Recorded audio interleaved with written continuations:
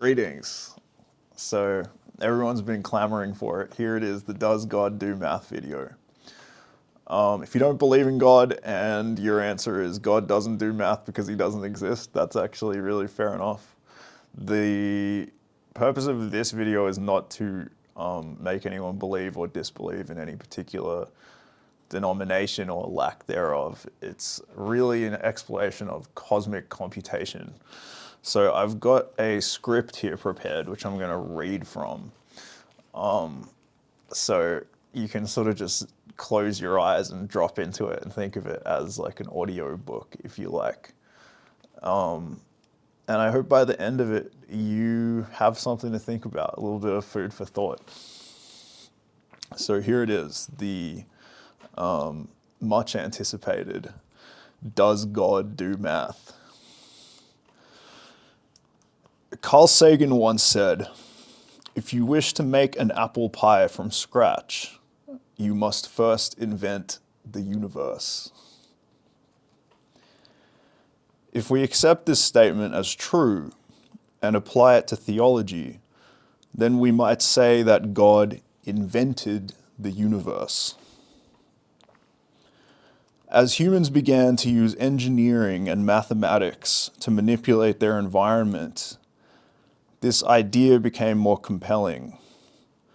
God takes on the guise of the greatest possible engineer, the ultimate genius, who devised the blueprint of the cosmos.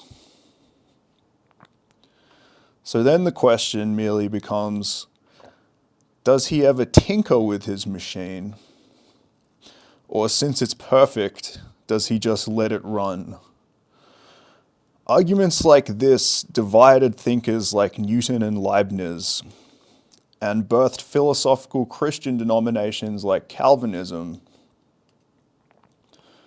But let's go back to the subtle assumption made by Sagan.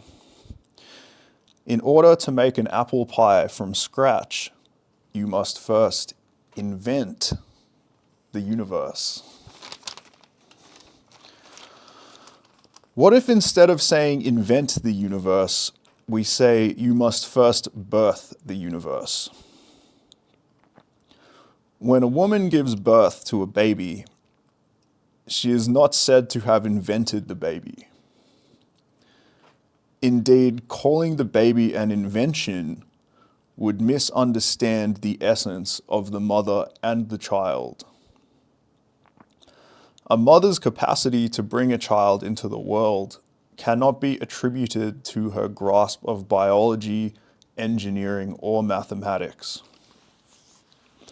Likewise, attributing the child's inception to the calculations of some higher being arrogantly affords a potency to such calculation which is as yet unfounded.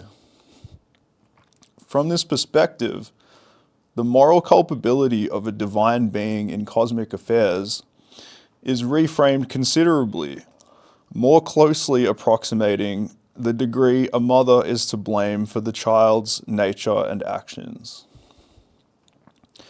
But that is academic to the modern and largely secular mind.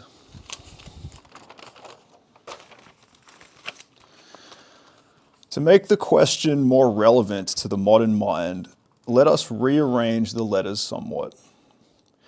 Instead of asking, does God do math? Let us ask, does dog do math?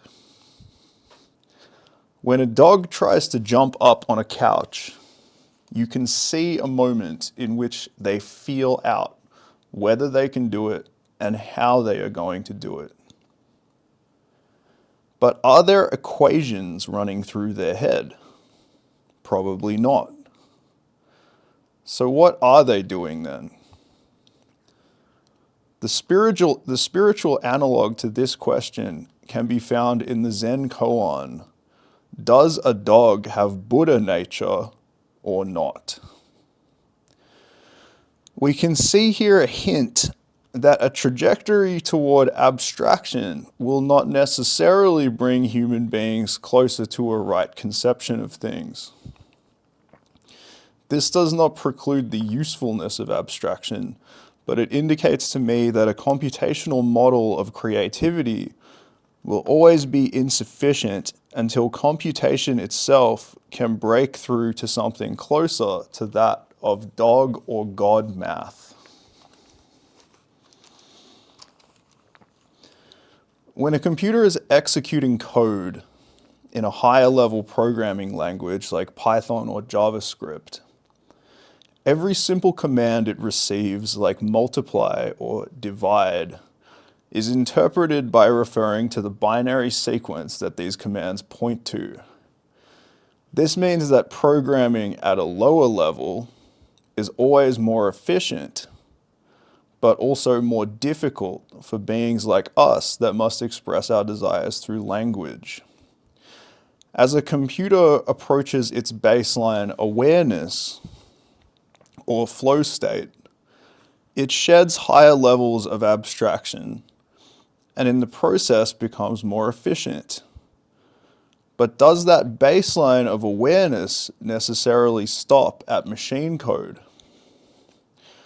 A computational model of awareness would say yes, that anything underlying the binary, like a computer's hardware or molecular structure, is necessarily inaccessible to it, outside of an abstract acknowledgement of its existence. But is this true of human beings? Returning to the idea of flow state, supreme efficiency in humans is achieved by sinking into deepest possible awareness, an awareness that appears deeper than our analytical intelligence has access to. In a spiritual context, this has been called enlightenment, theosis, samadhi, among many other things. We somehow are able to become one with existence and supersede our own perceptual limitations, but losing all ability to quantify in the process. This is the kind of math a dog does, and taken to its most perfect, at least in the Taoist sense, this is the kind of math that God does.